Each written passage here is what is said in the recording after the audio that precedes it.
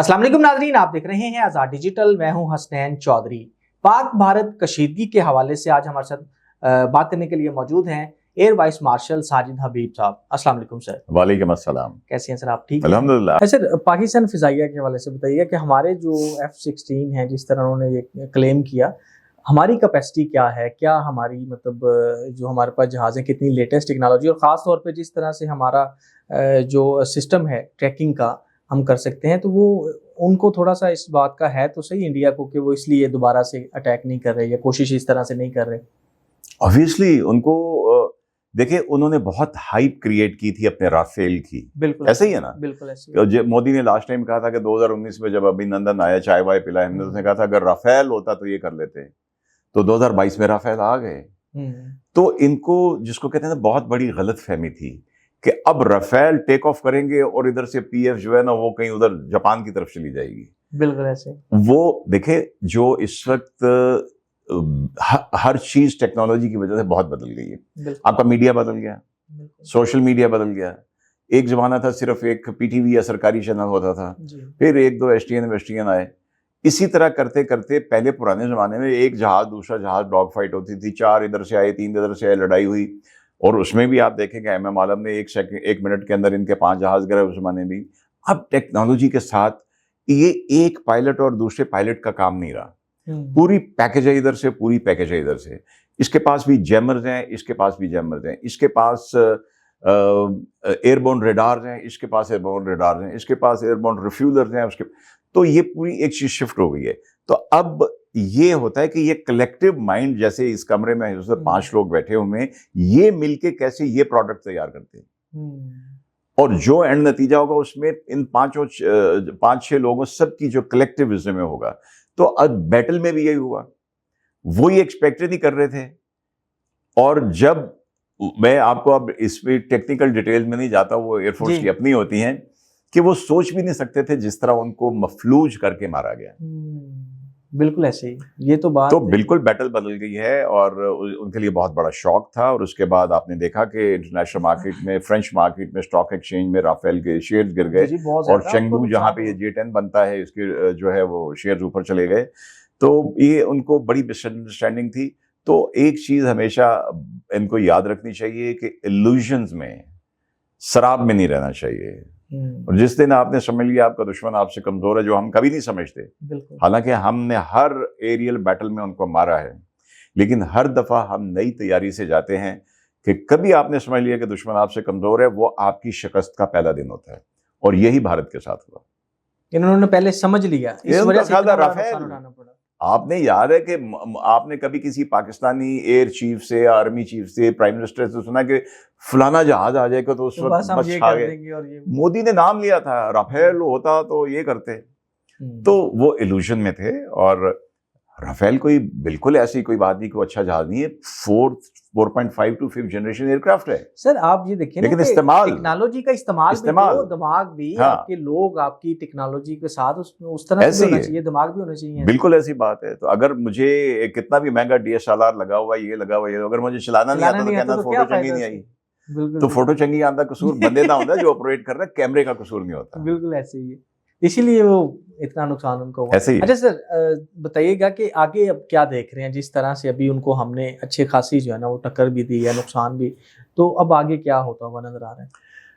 देखिए, हम कभी भी इसको ट्रस्ट नहीं कर सकते। ठीक है, डिप्लोमेसी चल रही है, दोस्त ममालिक आ रहे हैं, हमारी तरफ भी आए, उनकी तरफ भी जा रहे हैं, और ये उन पे डिपेंड करता है। जहां तक मिलिटरीली जंग का ताल्लुक है, वो तो हम बड़े क्लियर हैं, हमारी गवर्नमेंट, हमारी जो नेशनल सिक्योरिटी काउंसिल बड़ी क्लियर है कि शुरू आपने की है, खत्म हमारी मर्जी से होगी। बिल्कुल। लेकिन end of the day Chaudhary साहब, जंग का फायदा कोई नहीं होता है। जंग से कौमें जो है पीछे की तरफ चली जाती हैं, इक्तिसादी तौर पे पीछे चली जाती हैं, डिप्लोमेटिक सफारती सतह पे पीछे चली जाती हैं। तो अगर समझना है तो पहले उनको अकल करनी पड़ेगी और यकीन दिलाना पड़ेगा कि वो वाकई ही कुछ मुखलिस हैं ये काम करने के लिए। जैसे मैंने आपसे कहा कि मैं तो हैरान हूं कि इन्होंने 6 साल, जो उनकी 6 साल पहले बेइज्जती हुई थी, इंतजार कैसे किया। मुझे हरदम शक था कि उस बेइज्जती का बदला लेने के लिए जो फैंटास्टिक टी वाली इनकी बेइज्जती हुई थी, सारी दुनिया में हुई, दुनिया ने देखा जी, और आज तक उसके मीम्स बन रहे हैं। बिल्कुल ऐसे। और नूरजहां के बड़े अच्छे गाने फिट हुए थे उसके ऊपर। तो उसका इन लोगों ने इंतजार कैसे किया, तो अब भी हम इनको ट्रस्ट नहीं कर सकते। देखिए ना, हमें दोस्तों की भी गारंटी चाहिए होंगी। एज एक्स मिलिट्री डिप्लोमेट मैं ये कहूंगा कि हमें जो दोस्त सुलह सफाई कराएंगे उनकी भी अश्योरेंस गारंटी चाहिए होगी कि वो इसको गारंटी दें कि ये आइंदा इस तरह की हरकत, फॉल्स फ्लैग ऑपरेशन नहीं करेगा। लेकिन सर ये पीछे भी तो 2-3 दफा इन्होंने ऐसे किया ना, मतलब जैसे उड़ी वाला, पुलवामा वाला, और उसके बाद तो एक ही बात है, कभी इसको इतबार ना मतलब करो, हम उसमें तो कभी नहीं इतबार है, हमें अपनी रेडीनेस रखनी पड़ेगी। और अल्हम्दुलिल्लाह आपने देखा कि हर दफा हमारी तैयारी, रेडीनेस बिल्कुल पहले से बेहतर थी और डिफरेंट थी, बिल्कुल, जिसको वो सोच भी नहीं सकता था कि क्या देखिए ना, हमने तो उनको मौका दिया कि यार अब कुछ ना ऐसी हरकत करें, लेकिन जब उन्होंने की तो फिर हमने पूरा जवाब। बिल्कुल ऐसे ही है। तो एक चीज में, अगर आप इजाजत दें, मैं जो ड्रोन्स की बात हुई थी, मैं जानता हूं कि लोगों के जहन में कल से, बल्कि शुरू में तो बहुत ज्यादा था, अभी इतना नहीं है कि ये इनको उधर ही क्यों नहीं मार रहे, कैंटर क्यों होने दे रहे हैं। देखिए छोटे छोटे ड्रोन्स हैं, हर चीज की एक लिमिटेशन होती है। ये कैमरा मेरे सामने, आपके सामने लगा हुआ है, इसका फील्ड ऑफ व्यू है, जो चीज उसके बाहर होगी वो नजर नहीं आएगी। यही चीज सिंपली मैं कहूंगा, बगैर टेक्नोलॉजिकल डिटेल में गए, कि रडार जो देख रहा था उसकी भी एक लिमिट होती है। अगर वो इतना नीचे आएंगे, जिस तरह ये दरख्तों की हाइट के ऊपर उड़ते हुए आ रहे हैं, ये 100 फुट के ऊपर, तो ये रडार की रेंज से नीचे आते हैं, ये नजर नहीं आएंगे। और दूसरी बात कि जी इनको हम क्यों आने दे रहे हैं और छोटी गन से मार रहे हैं। मैं फिर एग्जांपल दूंगा कि अगर चिड़िया को मारना हो तो एयर गन से मारिए, तोप के गोले से मत मारिए। तोप के गोले बचा के रखे बड़े टारगेट के लिए जब जॉब करेंगे। तो आप बस, मैं बगैर मिलिट्री डिटेल में गए, मैं सिर्फ समझा रहा हूं। एक ऐसे 100 रुपए की चीज को हम 50 रुपए से, देखना $1,500 का अगर वो है तो हम उसके ऊपर $2 लाख का मिसाइल मार दें। हाँ जी। तो पता चलेगा कि अब जब उनके राफेल दोबारा आने शुरू हुए तो हमारे पास मिसाइल ही नहीं है। और फिर ये बात ये कि इनको हमें पता है कि ये कहाँ आएंगे, ये किसी सहरा में नहीं जाएंगे, ये स्पाइंग करते हैं, ये आएंगे हमारे मिलिट्री टारगेट के पास, और जहां पे भी आए शूट डाउन हुए हैं। बिल्कुल, आज तो कोई 88 की फिगर पड़ गई है।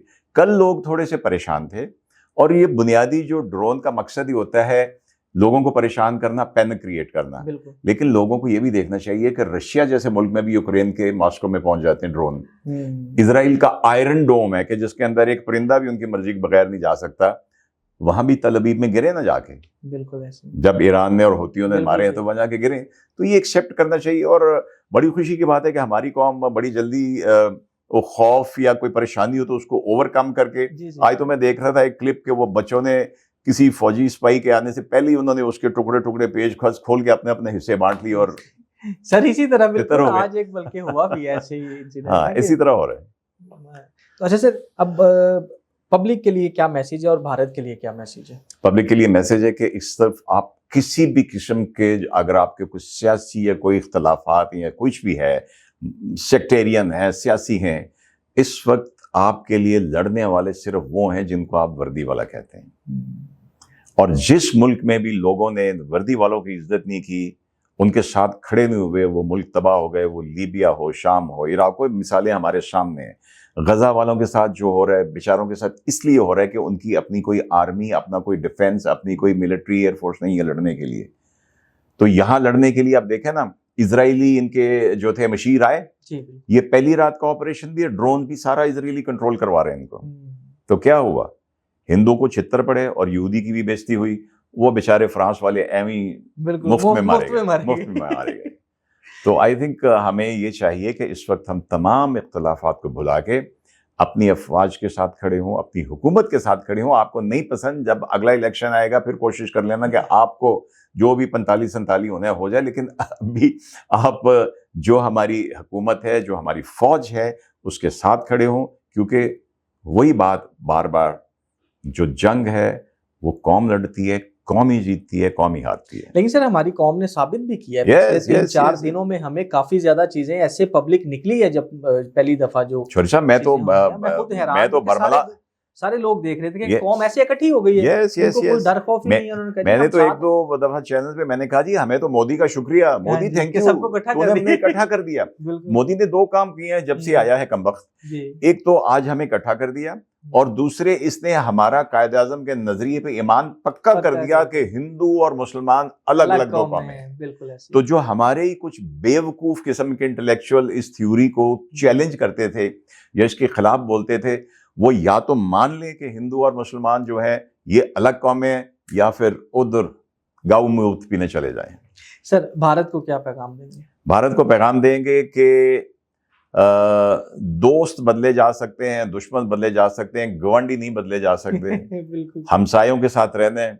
आप देखेंगे, मैं किसी को कह रहा था कि कोई आपको पूछता है ना कि यार फलाने घर कोई रिश्ता करना है, वो कैसे लोग हैं, अगर आप उस मोहल्ले में जाके पूछे, सारा मोहल्ला करे ए लानती नहीं है ना, कुल ना करियो, तो लानतिया मसला तेरे से। And that is what the problem with India. Bangladesh के साथ नहीं बनती, चाइना के साथ, भूटान के साथ नहीं बनती, नेपाल के साथ नहीं बनती, चाइना के साथ नहीं बनती, हाँ नहीं बनती, एक समुंदर रह गया है। तो ये उसमें तो डूब मरे, उसमें तो डूब मरे। तो ये उनको सोचना चाहिए। और कब तक ऐसे चलता रहेगा? अब 75 साल से आपने लोगों को लड़वा के रखा हुआ है अपनी सियासत की खातिर। और देखें, मैं किसी कह रहा था कि हमने पिछले 30-35 साल में हमारे किसी सियासतदान ने नारा नहीं लगाया कि मैं इंडिया पे चढ़ाई कर दूं अगर मुझे जिताया तो। कभी नहीं, कभी ऐसा नहीं हुआ। तो इसलिए उनको भी समझ जाना चाहिए, आप अपनी सियासत समझ के खेलें, उसको पड़ोसियों के साथ दुश्मनी बना के ना खेलें। हमने पिछला देखा ना कि उसने 2-3 इलेक्शन जैसे भी किए हैं, वो तो पाकिस्तान के ऊपर ही उसने सारा नैरेटिव ही ऐसे ही देखे ना। आप जब इस तरह के एक्सट्रीमिज्म वाले लोग पालेंगे तो लोग आपकी फेवर लेने के लिए, अपनी फेवर लेने के लिए आपके साथ मिल जाएंगे। लेकिन एंड ऑफ द डे नुकसान किसका हुआ? जिसको भारत बड़े फख्र से कहता था सबसे बड़ी जमहूरियत और सेकुलर मुल्क, सेकुलर रहा। बिल्कुल। अब पुराने उनके बेचारे जो बॉलीवुड के थे, नाम मुसलमान थे, वो कहते हैं कि हमें घर नहीं मिलता बिकॉज हमारा सिर्फ नाम मुसलमान का है, वैसे वो दूर दूर से मुसलमान नहीं है। तो उनको चाहिए कि अपने हमसायों से बना के रखें, और अगर आप हमसे बनाएंगे तो आप ही बांग्लादेश से भी बन जाएगी। आपने 40-50 बरस करके देख लिया कि दो कौमी नजरिया समंदर में दफन नहीं हुआ। बांग्लादेश ने फिर हसीना वाजिद को ठुड्डा मार के वो फूफी ने तुसी घर सांभ लिया। तो आपको चाहिए कि अपने अगर हमसे बनाएंगे, बांग्लादेश से बनाएंगे, तो चीन के साथ भी बन जाएगी। चीन क्यों करेगा यार? चीन के लिए आप 1.5 बिलियन की मार्केट हो, आपके लिए चीन 1.5 बिलियन की मार्केट है। चाहेगा कि इसमें तो हम सारा रीजन मिलके पीसफुली अगर रहें तो बहुत तरक्की कर सकते हैं। तो ये मेरा पैगाम है, समझ जाएं। Sir, thank you so much. बहुत शुक्रिया।